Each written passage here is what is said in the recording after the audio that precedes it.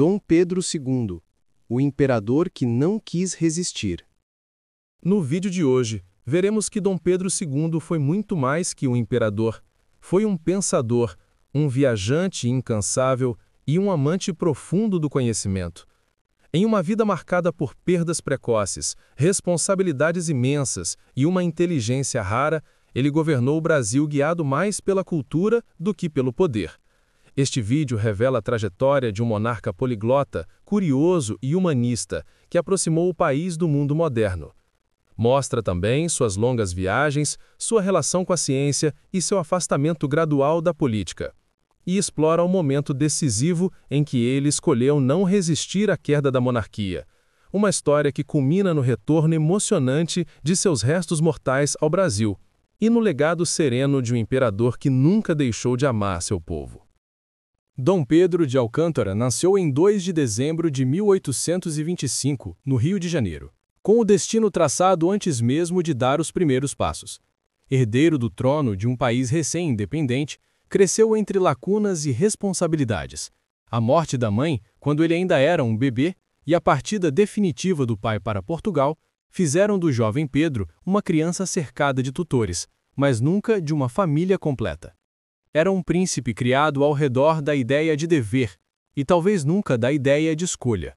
Desde cedo, o menino mostrou uma inteligência muito acima da média. Estudava com disciplina quase monástica e mergulhava em livros como quem buscava neles o mundo que lhe faltava. Tornou-se fluente em diversas línguas: francês, inglês, alemão, italiano, grego, espanhol, latim e hebraico. Era, de fato, um poliglota extraordinário. Conversava com naturalidade com cientistas europeus, professores e viajantes. Mais tarde, aprenderia até tupi-guarani, numa tentativa pessoal de compreender melhor o Brasil profundo. Mas enquanto Pedro se aprofundava na cultura, o país vivia sob a instabilidade das regências. Revoltas se espalhavam de norte a sul. O jovem império parecia à beira do caos. Com apenas 14 anos, foi declarado maior de idade, um movimento político mais desesperado do que solene. E assim, o menino se tornou imperador antes mesmo de entender plenamente o que era possuir um império. Ao longo do segundo reinado, Dom Pedro II se destacaria como um governante culto e dedicado, mais próximo do perfil de um professor do que de um monarca tradicional. Investiu em educação, ciência, comunicação e cultura como nenhum outro governante do período. Criou o Imperial Instituto de Meninos Cegos, hoje Instituto Benjamin Constant, o Imperial Instituto dos Surdos Mudos. Incentivou a fundação da Academia Brasileira de Letras, apoiou a construção de ferrovias, promoveu a expansão dos telégrafos e impulsionou instituições científicas, como o Observatório Nacional. Foi também o grande responsável por aproximar o Brasil do mundo moderno. Incentivou a imigração europeia, apoiou estudos geográficos e etnográficos do território, liderou iniciativas que ajudaram a estruturar o país. Sua paixão pela ciência era tamanha que correspondia com nomes como Louis Pasteur, Charles Darwin, Alexander Graham Bell e Victor Hugo. Por vezes era tratado mais como intelectual visitante do que como chefe de Estado. E como visitante viajou amplamente. Percorreu os Estados Unidos, Egito, Síria, Palestina, França, Inglaterra, Rússia e vários outros países. Visitava bibliotecas, universidades, hospitais, museus, invenções.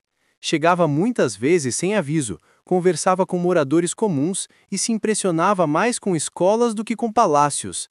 Era, para muitos estrangeiros, um monarca diferente de tudo que o século XIX conhecera. Simples, curioso, incansável observador do conhecimento humano. Mas ao mesmo tempo esse traço revelava algo mais profundo. Pedro II nunca tivera verdadeira vocação para o poder político. Ele amava o Brasil, mas não amava governar. Conforme envelhecia, a distância entre sua figura e as disputas políticas aumentava. O gabinete, os partidos, a elite agrária e o exército mudavam rapidamente. O imperador, porém, parecia cada vez mais cansado, mais melancólico, mais distante. As lutas internas pela abolição da escravidão desgastaram os vínculos com a aristocracia rural. A Guerra do Paraguai alterou para sempre a relação com os militares. A saúde do imperador deteriorava-se e sua vida pessoal sofria perdas dolorosas. Para muitos observadores, a monarquia não caiu apenas porque os republicanos se fortaleceram. Ela caiu porque Dom Pedro II não lutou para impedi-la. Quando os militares se movimentaram em novembro de 1889, encontraram um imperador exausto, que já não demonstrava o menor entusiasmo pela própria instituição que representava. A queda foi quase silenciosa. Dom Pedro II recebeu a notícia da deposição com serenidade.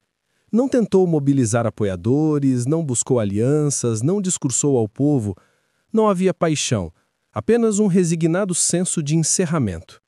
Na madrugada do exílio, o porto do Rio de Janeiro assistiu ao embarque tranquilo de um monarca que não parecia derrotado. Parecia, isso sim, libertado de um fardo que carregara desde a infância. Se assim o querem, partirei. Tenho sentido falta de descansar. Essas simples palavras ecoaram como a síntese perfeita de toda a sua existência. O retorno dos restos mortais ao Brasil. Foi apenas em 1921, 30 anos depois, que os restos mortais de Dom Pedro I e da imperatriz Teresa Cristina retornaram finalmente ao Brasil.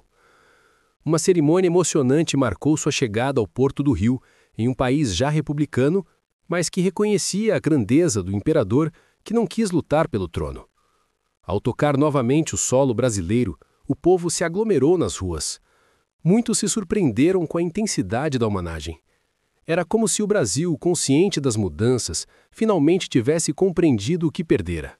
Não um tirano, não um rei absolutista, mas um homem que dedicou a vida ao país e que, apesar de tudo, nunca deixou de amá-lo. Hoje, seus restos mortais repousam no Mausoléu Imperial, em Petrópolis. E sua memória permanece viva não pela força, mas pela serenidade. Não pela conquista, mas pela cultura. Não pela ambição, mas pela dedicação silenciosa. Dom Pedro II será sempre lembrado como o imperador que, com todo o poder do mundo, escolheu não lutar por ele. Que, com toda a autoridade possível, preferiu ser um servidor do conhecimento. E que, ao perder a coroa, não perdeu aquilo que mais importava: o respeito de um povo e a admiração de um mundo inteiro. Porque, no final, Dom Pedro II não foi derrubado. Foi apenas um homem cansado, que depositou o peso da coroa e seguiu seu caminho. Chegamos ao final deste vídeo onde vimos que Dom Pedro II nos deixou um legado que transcende a política, o legado de um homem guiado pelo conhecimento, pela humildade e pelo amor ao Brasil. Sua vida prova que grandeza não está apenas no poder, mas na forma como se serve um povo. Mesmo longe do trono, permaneceu gigante pela cultura, pela ciência e pela serenidade com que enfrentou o destino. Seu retorno ao Brasil simbolizou o reconhecimento tardio de um país a um de seus maiores líderes. E hoje, sua memória continua a inspirar, silenciosa, profunda e luminosa, como sempre foi sua trajetória. Um forte abraço a todos e até o próximo vídeo, não esquecendo de se inscrever no canal, compartilhar o vídeo e, se você gostou do conteúdo, deixa o like. Obrigado e até a próxima jornada.